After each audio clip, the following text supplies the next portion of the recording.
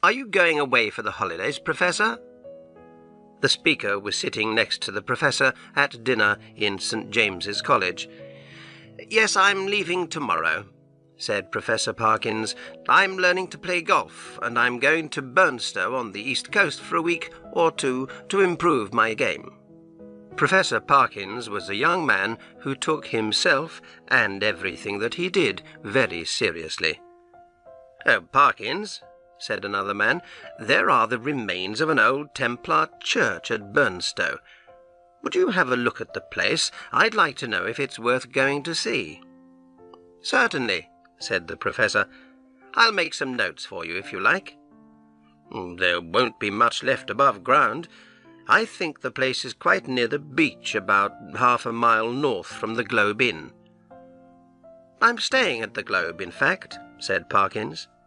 He sounded a little annoyed. I could only get a room with 2 beds in it. I plan to do some work there, and I need a large room with a table, but I really don't like the idea of having 2 beds in the room. 2 beds? How terrible for you, Parkins, said a man called Rogers. I'll come down and use one of them for a few days. I'll be a companion for you. Parkins gave a polite little laugh. I'm afraid you'd find it rather dull, Rogers. You don't play golf, do you? No, very boring game, said Rogers, not at all politely. But if you don't want me to come, just say so. The truth, as you always tell us, never hurts. Professor Parkins was well known for always being polite and always telling the truth, and Rogers often amused himself by asking questions which Parkins found difficult to answer. Parkins tried to find an answer now that was both polite and truthful. Well, Rogers, perhaps it will be a little difficult for me to work if you are there. Rogers laughed loudly. Well done, Parkins, he said. Don't worry, I'll let you get on with your work in peace, and I can be useful and keep the ghosts away. Here he smiled at the others round the table, while Parkins' face turned a deep pink. Oh, I'm sorry, Parkins, Rogers added. I forgot that you don't like careless talk about ghosts. That is quite true, said Parkins. His voice got a little louder. I cannot accept the idea of ghosts. It is the complete opposite of everything I believe. I hold, as you know, very strong opinions on this matter. Oh, yes, we know that, said Rogers. Well, we'll talk about it again at Burnstow, perhaps. From this conversation, it will be clear that Parkins was indeed a very serious young man, quite unable, sadly, to see the funny side of anything, but at the same time very brave and sincere in his opinions. Late the following day, Parkins arrived at the Globe Inn in Burnstow, and was taken to his room with the 2 beds, of which we have heard. He unpacked his things, and arranged his books and papers very tidily on the large table by the window. In fact, the table was surrounded on 3 sides by windows. The large central window looked straight out to sea. The right one looked south over the village of Burnstow, and the left one looked north along the beach and the low cliff behind it. Between the inn and the sea there was only a piece of rough grass, and then the beach. Over the years, the sea had slowly come closer. Now it was no more than 50 meters away. Most of the people staying at the Globe were there for the golf. One of them was a Colonel Wilson, an old soldier with a very loud voice and very strong opinions. Professor Parkins, who was as brave as he was honest, spent the first day of his holiday playing golf with Colonel Wilson and trying to improve his game. Perhaps he was not wholly successful in this, because by the end of the afternoon the Colonel's face was a most alarming colour. Even his moustache looked angry, and Parkins decided that it would be safer not to walk back to the inn with him. He thought he would walk along the beach instead, and try to find the remains of the Templar church. He found them very easily, by falling over some of the old stones, in fact. When he picked himself up, he saw that the ground all around him was broken up with shallow holes and bits of old stone wall covered in grass. The Templars used to build round churches, Parkins remembered, and even after hundreds of years there were enough grass-covered stones left to show the circle of the outer wall. For a time Parkins walked around, looking and measuring and making notes in his notebook. There was a large stone in the centre of the circle, and Parkins noticed that the grass had been pulled away from one corner of it. He knelt down and, using his pocket-knife, dug away some more of the grass to see the stone underneath. As he did so, a piece of earth fell inwards, showing that there was a hole under the stone. He tried to light a match to see inside, but the wind was too strong, so he put his hand into the hole and felt around with his knife. The sides, top and bottom of the hole were smooth and regular, he discovered. It must be a man-made hole in a wall. As he pulled the knife out, he heard the sound of metal on metal. There was something in the hole. He put his hand back in, and his fingers found a thin piece of metal. Naturally enough, he pulled it out, and saw that it was a piece of metal pipe about 10 centimetres long, also man-made and clearly very old. By this time it was getting too dark to do anything more, so he put the metal pipe in his pocket and started to walk home along the beach. In the evening half-light, the place seemed wild and lonely, and a cold north wind blew at his back. Far ahead of him he could see the lights of the village, but here there was only the long empty beach with its black wooden breakwaters and the shadowy, whispering sea. He crossed the stones higher up on the beach and went down to the sand, which was easier to walk on, although he had to climb over the breakwaters every few meters. When he looked behind him to see how far he had come, he saw that he might have a companion on his walk home. A dark figure, some way back, seemed to be running to catch up with him, but he never seemed to get any closer. It couldn't be anybody he knew, Parkins thought, so he did not wait for him. However, a companion, he began to think, would really be very welcome on that cold, dark beach. He suddenly remembered the stories he had read in his less sensible childhood, stories of strange companions met in lonely places. What would I do now, he wondered, if I looked back and saw a black figure with wings and a tail? Would I run, or would I stand and fight? Fortunately, the person behind me doesn't look like that, and he seems to be as far away as when I first saw him. I shall get my dinner before he does. And, oh dear, it's nearly time for dinner now. I must run. At dinner, the Professor found the Colonel much calmer than he had been in the afternoon. Later, the two men played cards together, and as Parkins played cards much better than he played golf, the Colonel became quite friendly, and they arranged to play golf together again the next day. When Parkins returned to his room, he found the little metal pipe where he had put it on the table. He looked at it carefully and realized that it was a whistle. He tried to blow it, but it was full of earth, so he took out his knife and cleared the earth out onto a piece of paper, which he then shook out of the window. As he stood at the open window, he was surprised to see someone standing on the grass in front of the hotel, although it was almost midnight. He shut the window and took the whistle over to the light to look at it again. He cleaned the dirt off and found that there were letters deeply cut along the side of the whistle. Quis est iste qui venit. Now that's Latin, he said to himself. I think it means, who is this who is coming? Well, the best way to find out is clearly to whistle for him. He put the whistle to his lips and blew, then stopped suddenly, surprised and pleased at the sound he had made. It was a soft sound, but also seemed to travel a long way. And it brought a picture into his mind, a picture of a wide, dark place at night with a fresh wind blowing, and in the middle a lonely figure. But at that moment a real wind made his window shake, and the picture disappeared. The wind was so sudden that it made him look up, just in time to see the white shape of a seabird's wing outside the window. He was so interested in the sound the whistle had made that he blew it again, this time more loudly.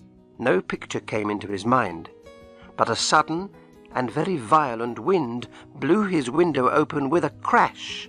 Both candles went out, and the wind seemed to be trying to pull the room to pieces. For 20 seconds Parkins battled to close the window again, but it was like trying to push back a burglar who was fighting to get in. Then the wind suddenly dropped for a moment, and the window banged shut and fastened itself. Parkins lit the candles and looked to see what damage had been done. There was none, not even a broken window. But the noise had woken the Colonel in the room above. Parkins could hear him walking around and talking to himself. The wind continued to blow for a long time, beating against the house and crying like a creature in pain. Lying in bed, listening, Parkins thought that a less sensible person might imagine all kinds of unpleasant things. In fact, after a quarter of an hour, he thought that even sensible people would prefer not to hear this sound. He noticed that one of his neighbours was finding it difficult to sleep too. He could quite clearly hear someone not far away turning over in bed again and again. Sometimes, when we close our eyes and try to sleep, we see pictures that are so unpleasant that we have to open our eyes again to make them disappear. This is what now happened to the Professor. Every time he closed his eyes, he saw the same picture. There was a long beach with breakwaters running down to the sea under a dark sky. He recognized it as the beach he had walked along earlier. Then, in the distance, he saw a man running along the beach, climbing desperately over the breakwaters and looking back over his shoulder all the time. Parkins could not see his face, but he knew that the man was terribly afraid. He was also nearly exhausted. Each breakwater was harder to climb than the last. "Will he get over this next one?" thought Parkins. "It seems higher than the others." Yes, half climbing, half throwing himself, the man got over, and then fell to the ground, unable to get up again. The picture had not yet shown any cause for the man's fear, but now a distant figure appeared, moving very quickly.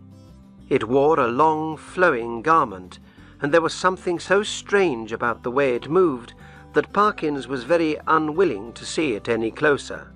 It stopped, lifted its arms, bent down towards the sand, then ran, still bent over, down to the edge of the sea and back again.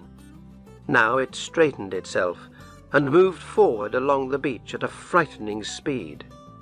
At last it came to the breakwater where the man lay hidden. Again it ran down to the sea and back again, then lifted its arms and ran towards the breakwater. It was always at this moment that Parkins was not brave enough to keep his eyes closed any longer. At last he decided to light his candle, get out a book, and read for a while. The noise of the match and the sudden light seemed to alarm something near his bed, a rat, probably, which ran away across the floor. The match immediately went out, but a second one burnt better, and Parkins lit the candle and opened his book. When he finally felt sleepy, he forgot, for the first time in his tidy, sensible life, to blow out the candle, and the next morning it was completely burnt down. He was in his room after breakfast when the servant who cleaned the rooms came in, carrying some blankets. "Would you like any extra blankets on your bed, sir?" she asked.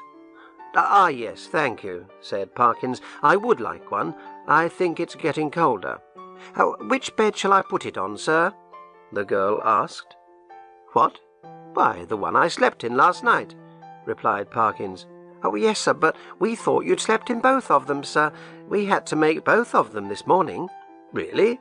How strange, said Parkins. I didn't touch the other bed except to put my suitcase on it when I unpacked. But you thought that someone had actually slept on it? Oh, yes, sir. The sheets and blankets were thrown all over the place. I thought you'd had bad dreams, sir. Oh, dear, said Parkins. Well, I'm sorry if I made extra work for you. Oh, I'm expecting a friend of mine from Cambridge to come for a few days and sleep in the other bed. That will be all right, I suppose? Oh, yes, sir, said the girl. It's no trouble, I'm sure. Thank you, sir. And she left the room. That day, Parkins tried very hard to improve his game, with some success, and the Colonel became even more friendly and quite talkative. That was an extraordinary wind we had last night, he said as they were playing. In my part of the country, they would say that someone had been whistling for it. Do they really believe in that kind of thing where you come from? Asked Parkins. They believe in it all over the place, the Colonel replied. And in my experience, there's usually some truth in what the country people say. There was a pause in the conversation while they continued with the game. Then Parkins said, I feel I should tell you, Colonel, that I hold very strong opinions on these matters. In fact, I don't believe at all in anything supernatural. What? Cried the Colonel. Do you mean to say that you don't believe in ghosts or anything of that kind? In nothing whatever of that kind, replied Parkins. There is an explanation for everything, you see.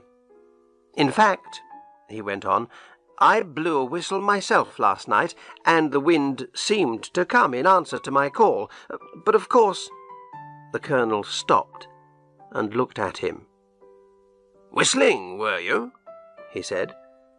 What kind of whistle did you use? Your turn to play, sir. Parkins hit the ball, and then told the Colonel about finding the old whistle in the Templar church. Well, sir, I'd be very careful about using a thing like that, said the Colonel. Who knows what the Templars used it for? Dangerous lot of people they were. He went on to give his opinions on the church, old and modern, and the two men had a very enjoyable argument. The morning passed so pleasantly that they continued to play golf together in the afternoon, then walked back in the evening light to the Globe. As they turned the corner of the inn, the Colonel was nearly knocked down by a small boy who ran into him at high speed, and then remained holding on to him and crying. At first, the Colonel was rather annoyed, but he soon saw that the boy was so frightened that he could not speak. What's the matter? What have you seen? Who has frightened you? The two men asked together. Oh, sir, I saw it wave at me out of the window, cried the boy, and I don't like it. What window? Said the Colonel crossly. Explain yourself, boy. The front window in the inn, sir, upstairs. After several questions, they learnt that the boy had been playing with his friends on the grass in front of the inn. When the others had gone home for their tea, he had looked up at the big front window and had seen something waving at him. It was a figure of some kind in white. The boy couldn't see its face, but it had waved at him. There was something horrible about it, and it wasn't like a human being at all. It was someone trying to frighten you, said the Colonel. Next time, like a brave little English boy, you throw a stone at it. Oh, well, perhaps not that, but tell the people in the inn about it. Now here's sixpence for you, and you'd better run along home for your tea. The two men went around to the front of the inn and looked up. There was only one window that fitted the description they had heard. That's very strange, said Parkins. I remember that I locked my door when I went out this morning, and the key is still in my pocket. They went upstairs, found that the door of the room was still locked, unlocked it, and went in. "Well, everything seems perfectly all right," said Parkins, looking around. "Except your bed," said the Colonel.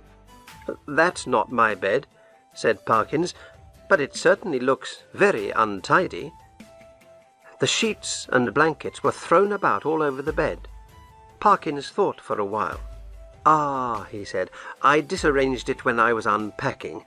Perhaps the girl came in to make the bed, the boy saw her at the window, and then she was called away before she could finish it." "Well, ring the bell and ask her," said the Colonel. When the girl came, she explained that she had made the bed in the morning, and that no one had been in the room since the Professor had left. Mr. Simpson, the manager, had the only other key. Mr. Simpson then came up and said that he had not been in the room himself and had not given the key to anyone else. Parkins checked the room carefully. Nothing was missing, and his books and papers were as he had left them. The girl made the bed again, and the two men went down to have their tea. That evening, Colonel Wilson was unusually quiet and thoughtful during dinner and cards, and, as they were going up to their rooms, he said to Parkins, "You know where I am if you need me during the night." "Oh, thank you, Colonel, but I don't expect to call on you," replied Parkins. "Oh, I have that whistle I told you about. Would you like to see it?" The Colonel turned the whistle over in his hands, looking at it carefully. "What are you going to do with it?" he asked. "I'll show it to the people at Cambridge when I get back, and probably give it to the museum if it's any good." "If it were mine," said the Colonel, "I'd throw it into the sea right now. But of course you and I don't think the same way about these things. Good night." And he went off to his room. There were no curtains at the windows in the Professor's room. The previous night it had not mattered, but tonight there was a bright moon in a cloudless sky. Parkins was afraid that the moonlight might wake him up in the middle of the night, so he arranged a blanket, held up with a stick, and his umbrella, which would stop the moonlight shining onto his bed. Soon he was comfortably in bed, where he read a book for a while. Then he blew out his candle and went to sleep. An hour or so later, he was suddenly woken by a loud crash.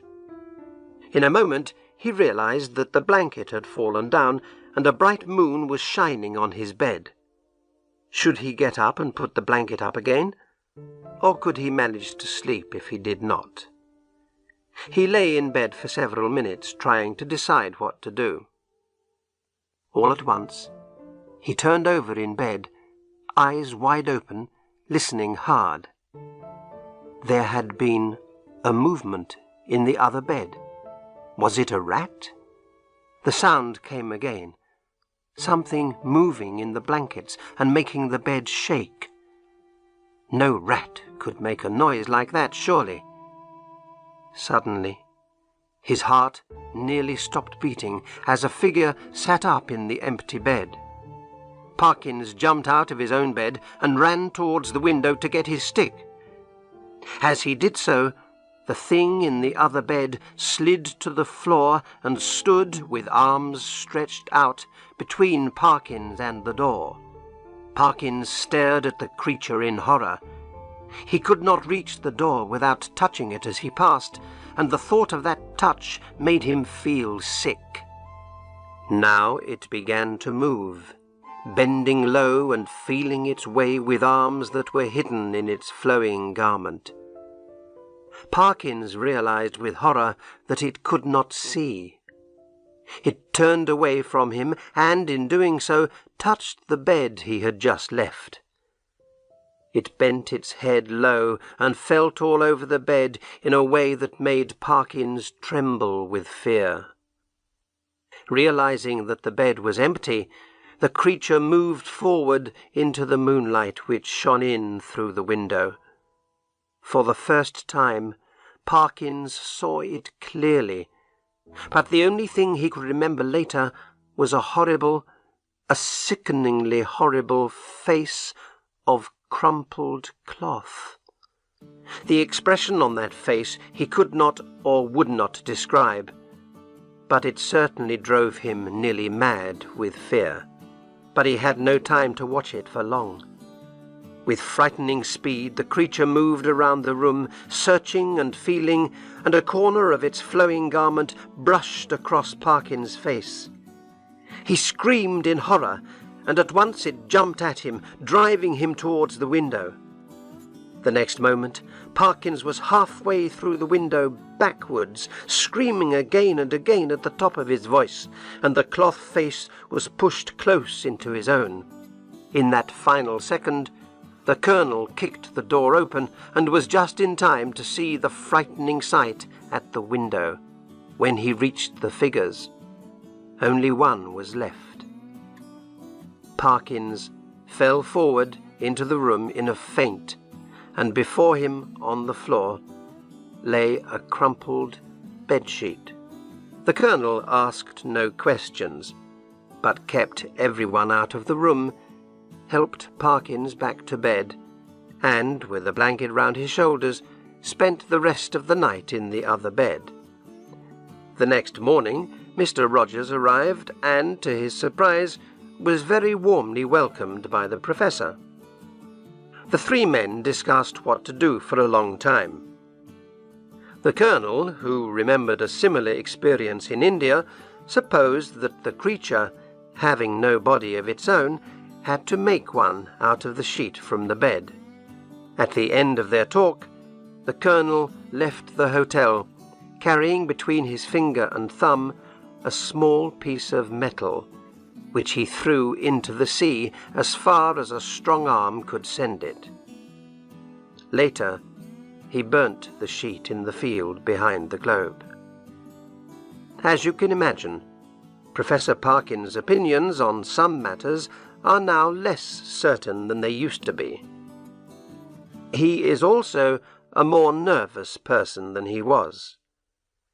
Even a coat hanging up on a door will alarm him, and the sight of a scarecrow in a field late on a winter afternoon has given him more than one sleepless night.